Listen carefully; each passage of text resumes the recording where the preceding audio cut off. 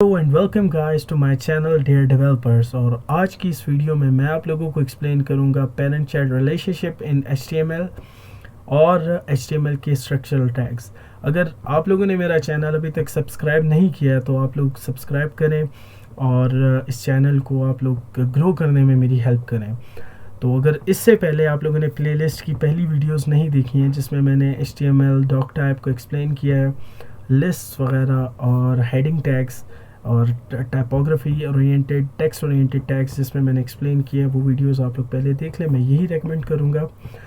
ये जो video series है ये ग्रेजुअल अपडेट हो रही है और हमेशा जो कि पुरानी वीडियोस में मैंने कंटेंट एक्सप्लेन किया है, नेक्स्ट वीडियोस उसी के साथ कनेक्टेड है। अगर आप इस कोर्स को बेहतरीन तरीके से समझना चाहते हैं तो ये स्टेप बाय स्टेप प्रोसेस है, आप लोग इस चीज़ को फॉलो करें। तो without further ado let's get into the video now.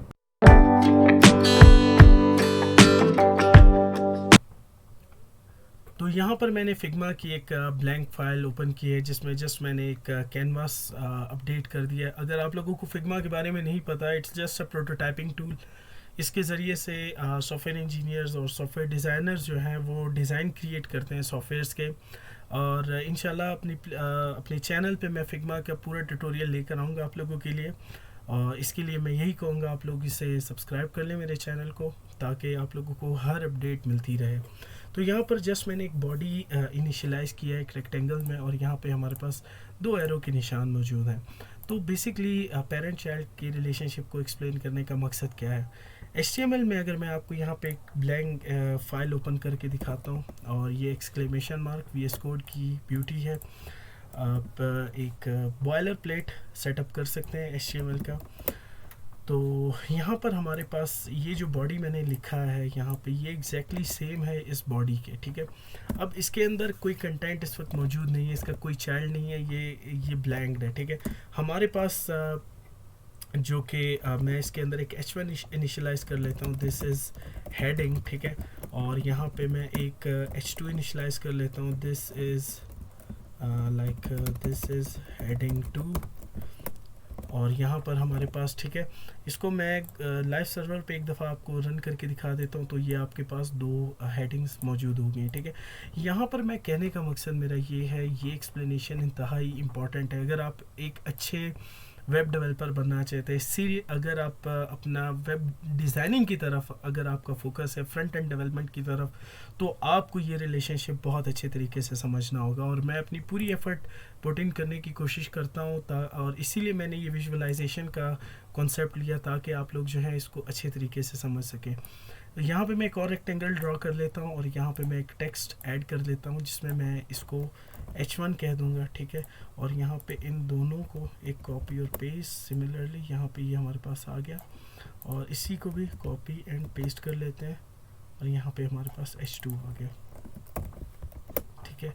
तो अब क्या है, ये सेम, ये जो विजुअलाइजेशन है, ये जो कोड में हमारे पास मौजूद है, ये एग्जैक्टली यही चीज़ है कि मतलब इस बॉडी के हमारे पास दो चाइल्ड्स हैं। तो यहाँ पे बॉडी क्या है, ये रूट एलिमेंट। अगर आप लोगों ने कंप्यूटर साइंसेस की तरफ आपका बैकग्राउंड रहा है तो आप लोगों ने एग्जैक्टली कभी ना कभी ट्रीज का नाम तो सुना होगा। ये एक डाटा स्ट्रक्चर है जो कि बेसिकली ट्री की तरह ही होता है। तो जो सबसे ऊपर वाला नोड होता है उसको हम लोग रूट नोड कहते हैं, और ये वाले जो नोड्स होते हैं हम लोग इनको जो है लीफ नोड्स कहते हैं, ठीक है, या इनको हम लोग नोड्स कह सकते हैं, ठीक है। और हमारे पास जो एंड वाले नोड्स हैं उनको हम लोग लीफ नोड्स भी कह सकते हैं। तो यहाँ पर ये ट्री ग्रो करता जाएगा।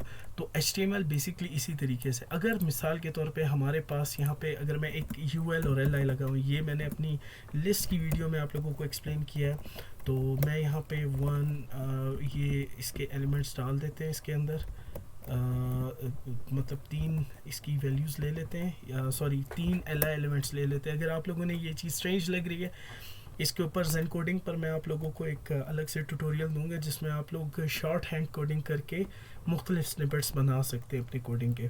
तो यहाँ पे 1 2 3 1 2 3 4 और यहाँ पे 1 2 3 4 5 लिख देते हैं और इसको एक दफ़ा ब्राउज़र में चेक करते हैं। तो सिमिलरली ये हमारे पास एक UL एलिमेंट आ गया, और आप देख सकते हैं कि अब ये UL एलिमेंट जो है वो वो अगर मैं इसको कोलैप्स कर दूं तो ये यूएल एलिमेंट बॉडी का जो है वो चाइल्ड है, ठीक है।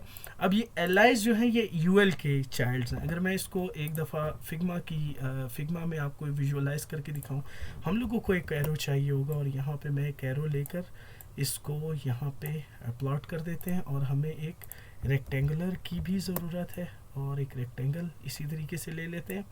इसमें मैं पेस्ट कर देता हूँ सेम टेक्स्ट जो कि हमारे पास यहाँ पे यूएल है, और यहाँ पे ये यूएल आ गया। अब ये यूएल के कितने चाइल्ड्स हैं हमारे पास? यहाँ पे 3 चाइल्ड्स हैं, और H1 का कोई हमारे पास कोई चाइल्ड नहीं है, H2 का भी यहाँ पे हमारे पास कोई चाइल्ड नहीं है, और यहाँ पे यूएल है, और यूएल के हमारे पास 3 चाइल्ड्स हैं जो कि एल आईज हैं। अगर हमारे पास फर्दर किसी एल आई का चाइल्ड होगा तो ये ट्री जो है इस तरीके से ग्रो करता है। अब इस स्ट्रक्चर को मेंटेन करना कैसे है कि आप लोग इसी तरीके से अपने लेआउट्स को डिज़ाइन करेंगे। कोई भी आप लोगों ने लेआउट डिज़ाइन करना है, लेट सपोज़ कोई डिज़ाइन होगा, लेट सपोज़ मैं यहाँ पे एक फिग्मा की फ़ाइल ओपन करता हूँ जो कि हम लोग by the end of the video मैं आप लोगों को रिस्पॉन्सिव डिज़ाइन पूरा बना कर दूँगा। मेरे पास यहाँ पे एक फ़ाइल मौजूद है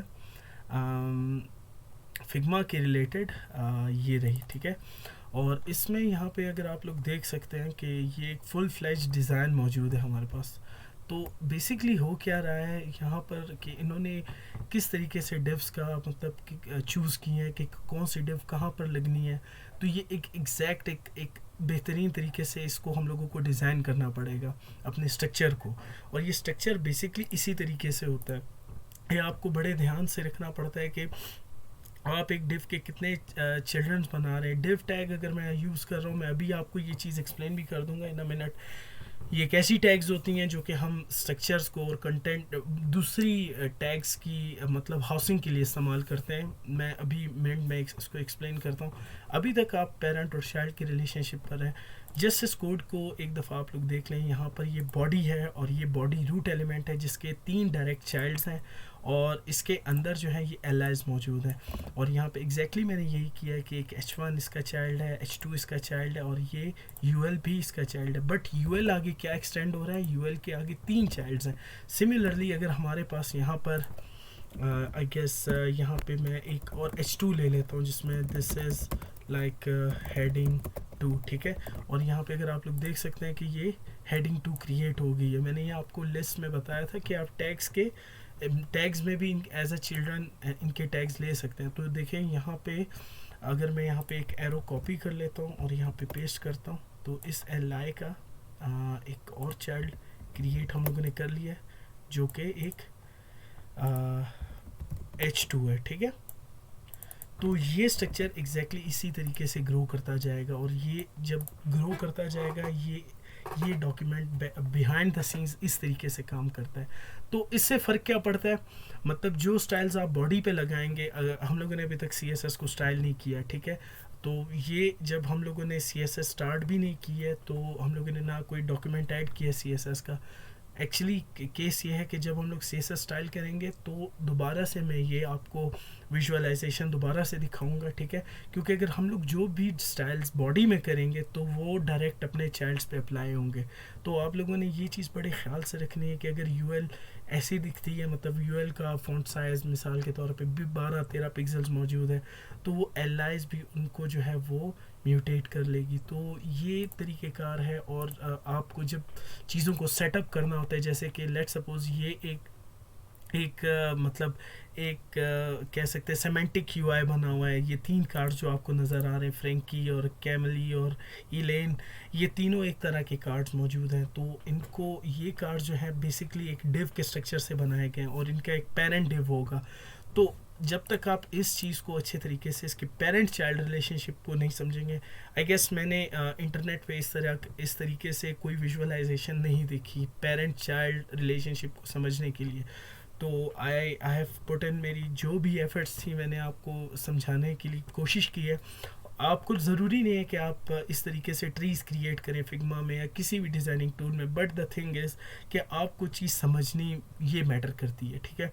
तो ये मैंने एक विजुअलाइजेशन आपको दे दी। आप इसको कोड के साथ कंपेयर करके आप लोग डेफिनेटली इसको चेकआउट कर सकते हैं। इस वीडियो में सेकंड टॉपिक जो मेरे पास मैंने प्लान किया हुआ है इस वीडियो को एंड तक करने के लिए, वो है हमारे पास स्ट्रक्चरल टैग्स। तो मैं यहाँ पे एक H1 ले लेता हूँ और H1 में मैं कह देता हूँ टैग्स यूज फॉर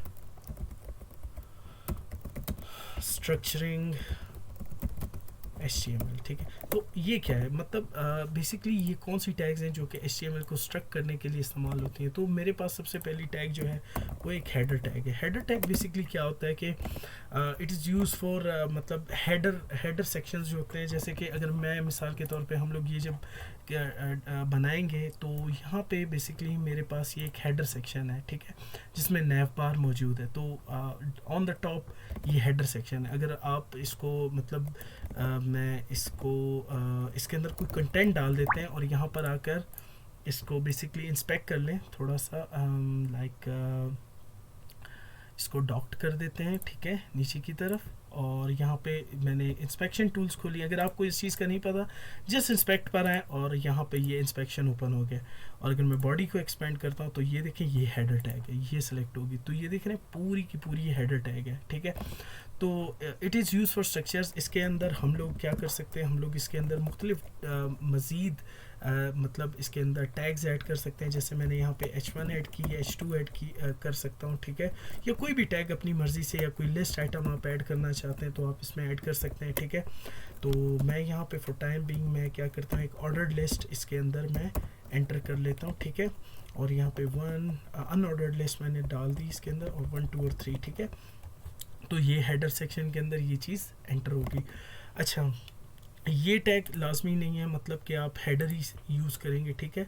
तो आप यहाँ पे मतलब आप ये भी देख सकते हैं, header element represent introductory content for snare ancestor. मतलब ये कि मतलब इंट्रोडक्टरी कंटेंट हमारे पास यही हो सकता है कि जो कि ये हमारा नैव बार है, ठीक है।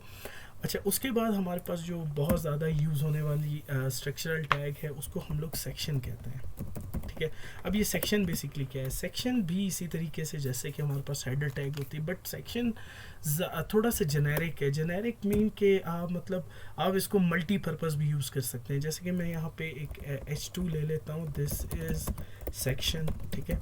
अब ये सेक्शन क्या है कि लाइक यहाँ पे ये सेक्शन प्रिंट आउट हो गया। अगर मैं यहाँ पे इसको लाइक थोड़ा सा इंस्पेक्ट करूँ तो देखें दोनों एक ही तरीके से हवर आउट हो रहे हैं, ठीक है, दोनों ही एक तरीके से हवर हो रहे हैं। मतलब इनमें कोई फ़र्क नहीं है हेडर टैग। बट क्या है कि कोड में थोड़ा सा हम लोगों को स्प्लिट करने में चीज़ें मतलब जब हम बाद में मिसाल के तौर पे 1-2 साल बाद या हमें कोड में थोड़ी सी फैक्टरिंग करनी हो तो लाइक हमें थोड़ा सा जेनेरिक नज़र आता है ये सेक्शन टैग।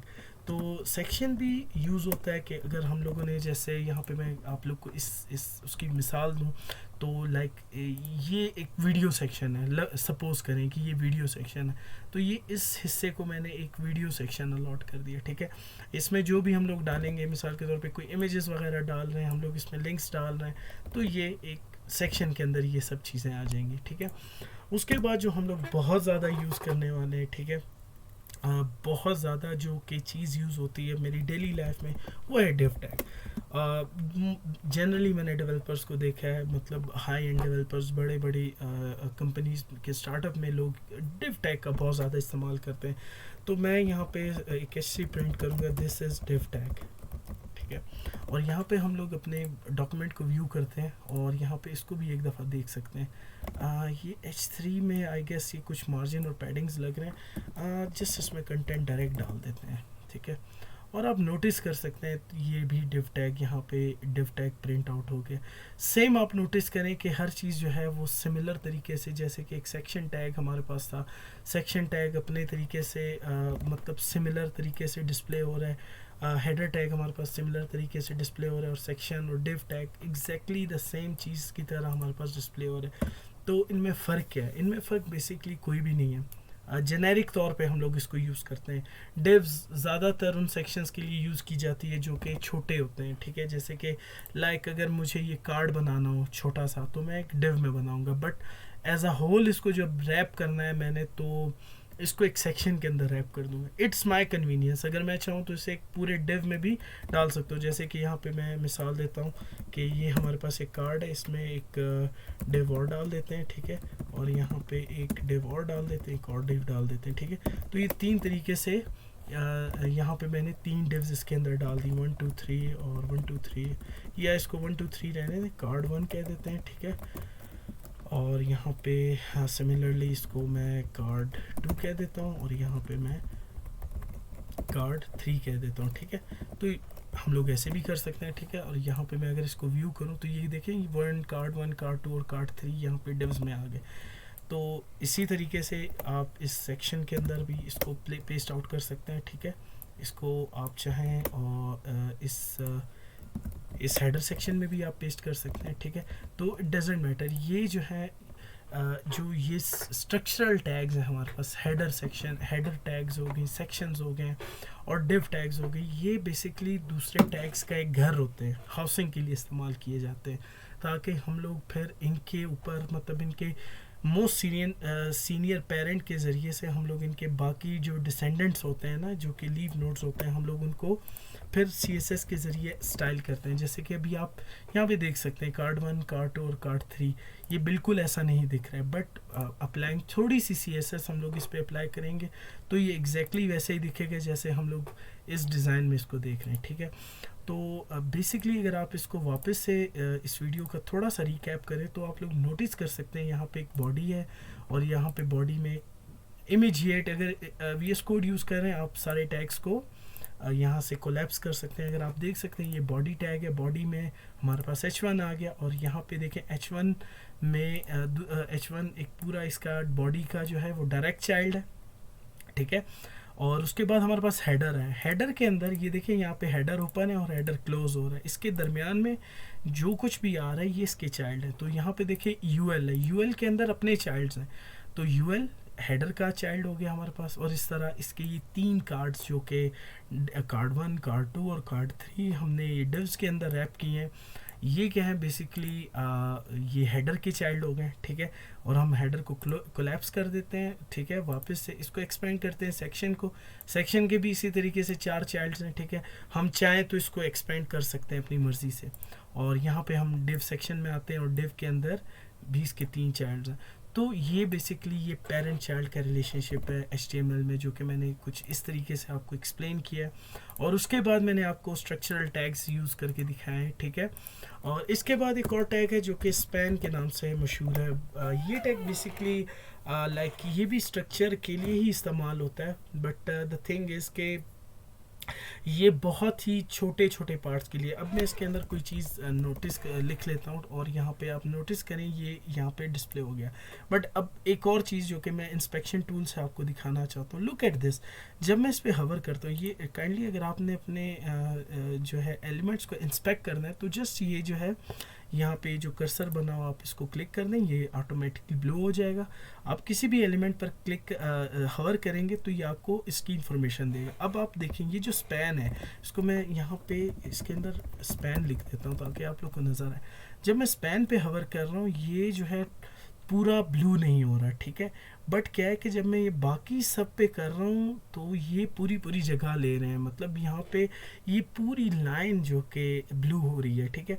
ये पूरी जो रो है ये ब्लू हो रही है। स्पैन जो है, स्पैन हम लोग इसलिए इस्तेमाल करते हैं जो कि अगर मिसाल के तौर पे हमें लाइक एक जैसे कि ये एक निंजा मॉल लिखा हुआ है, ये बहुत एक छोटी सी चीज़ है जो कि मैंने एक्सप्लेन करनी है अपने वेब पेज के ऊपर। तो मैं इस तरह की छोटी छोटी बारीकियों को, छोटी छोटी डिटेल्स को मतलब डिस्प्ले करवाने के लिए मैं डिव टैग्स का या सेक्शन का या हेडर टैग्स का इस्तेमाल नहीं करूँगा। मैं क्या करूँगा, मैं स्पैन टैग का इस्तेमाल करूँगा, ठीक है। तो ये छोटे छोटे फ़र्क हैं इनमें, बट यहाँ पे डिव सेक्शन हेडर में ख़ास कोई फ़र्क नहीं है। मतलब ये सिर्फ इसलिए इस्तेमाल किए जाते हैं, जैसे कि यहाँ पे देखें कि मतलब यहाँ पे भी लिखा हुआ है कि generic section of a document, और मतलब कि जेनेरिक आप बनाना चाहते हैं, आप अपने अपने किसी भी सेक्शन को स्टैंड आउट करवाना चाहते हैं। जैसे कि लुक एट दिस, यहाँ पे हमारे पास ये एक सेक्शन है, ठीक है। और यहाँ पे एक ये सेक्शन आ गया, जैसे कि मैं इसको क्लिक करता हूँ, ये इंडिपेंडेंट सेक्शन है। और उसके बाद यहाँ पे एक इंडिपेंडेंट सेक्शन है, यहाँ पे ये इंडिपेंडेंट सेक्शन है, यहाँ पे ये एक इंडिपेंडेंट सेक्शन है, और सिमिलरली ये है, और यहाँ पे ये भी एक सेक्शन है, ठीक है। इसके जो चाइल्ड्स होंगे वो डिव्स वगैरह मैं यूज़ करूँगा जब हम लोग लेआउट क्रिएट करेंगे। उसके बाद ये अच्छा, लास्ट बट नॉट लीस्ट यहाँ पे हमारे पास एक और टैग जो कि बहुत इंपॉर्टेंट है, उसको फुटर कहते हैं। ये भी बेसिकली एक स्ट्रक्चरल टैग में इसको मैं ऐड करूँगा, क्योंकि फुटर भी आप हमेशा हर वेबसाइट के एंड में एक फुटर सा देखते हैं, जैसे कि यहाँ पे एक फुटर मौजूद है, ठीक है।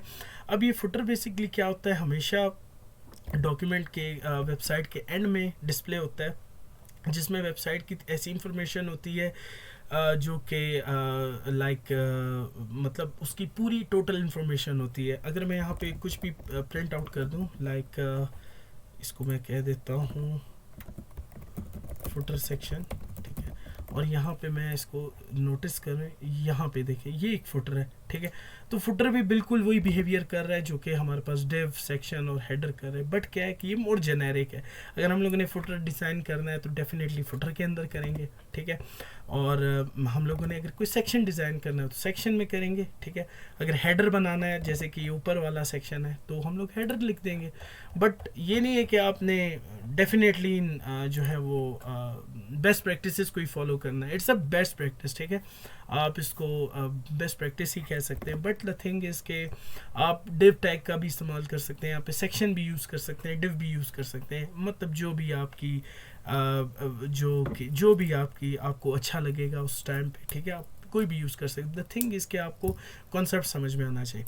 इस वीडियो को कंक्लूड करने से पहले मैं लास्ट एक इम्पॉर्टेंट चीज़ जो आप लोग को बताना भूल गया, आप लोग नोटिस करें कि HTML में एवरीथिंग इज़ अ ब्लॉक, ठीक है। ये पॉइंट बहुत इंपॉर्टेंट है समझने के लिए। अगर आप किसी भी चीज़ पे यहाँ पे हवर कर रहे हैं तो आपको कोई राउंडेड शेप नहीं नज़र आ रही होगी, ठीक है। आप यहाँ पे देखें कि आप लिस्ट आइटम पर हवर कर रहे हैं, यहाँ पर डेफिनेटली एक रेक्टेंगल बन रहा है, एक रेक्टेंगल की शेप बन रही है, ठीक है। स्क्वायर नहीं है बट इट्स अ रेक्टेंगल। कोई भी ऐसा राउंडेड शेप या कोई लाइक पॉलीगॉन या कोई ऐसी वैसी चीज़ नहीं बन रही। HTML में everything is a block, everything. अगर यहाँ पे आप स्पैन पे भी अगर हवर करें, मैं इसको थोड़ा सा आपको जूम इन करके दिखाता हूँ, तो लुक एट दिस, ठीक है, ये भी एक ब्लॉक है, ठीक है। तो इसको हम लोग ब्लॉक्स कहते हैं, ठीक है। ये चीज़ जब हम लोग इंशाल्लाह CSS के नेक्स्ट ट्यूटोरियल्स में देखेंगे तो आप लोग को बहुत अच्छी तरीके से समझ आएगी। बट फॉर टाइम बिंग मैं इसको ब्लॉक से रिप्रेजेंट करूँगा, ठीक है। ये ब्लॉक्स होते हैं, HTML के ब्लॉक्स इसको कहा जाता है, ठीक है। और that's it for the video.